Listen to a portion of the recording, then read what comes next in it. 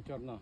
Picture. Lagay ko sa Ito yung picture. entrance. Ay, video. Gaganon mo. Lagay ko sa picture. May maze siya. Ay, video. Tama. Oo. Tapos kasi nakayuko yan. So makikita mo yung property.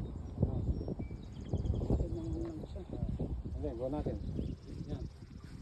Yun, naka ano na yung mama, naka video. Ito, pwede pa. Pwede pa mag... Hanggang dito.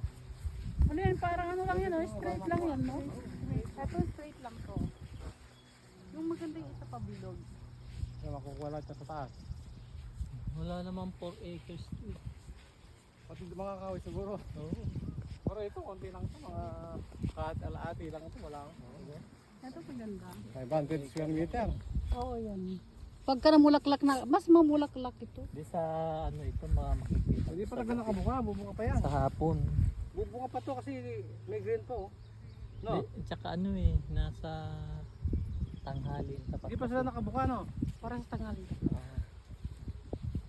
Nakabuka na ba yan? Oo, buka na yun.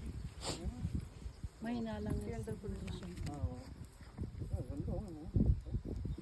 Ganda rito, ganda oh. Ang ganda rito oh. Dito makukuha talaga. Pero nakikita pa yung green, dapat puro ano.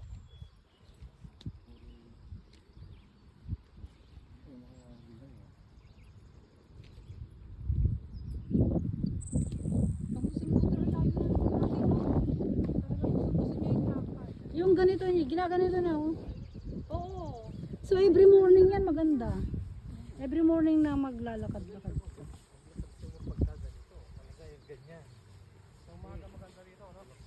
Sabihin natin pwede bang gamitin yung bukas ng ano?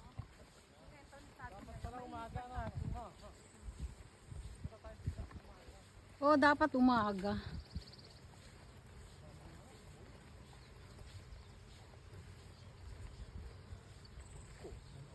Ah, doon sa gift shop, yun pala. Diyos ko, ang bilis ni Mudra, naikot na yun. Yeah. Ito tayo dun. Yung may magandang alaman dun, baka binibenta. Oh, mayroon na binibenta. Yeah, mabili tayo. Kung maganda. Kati-kati. Lavender farm.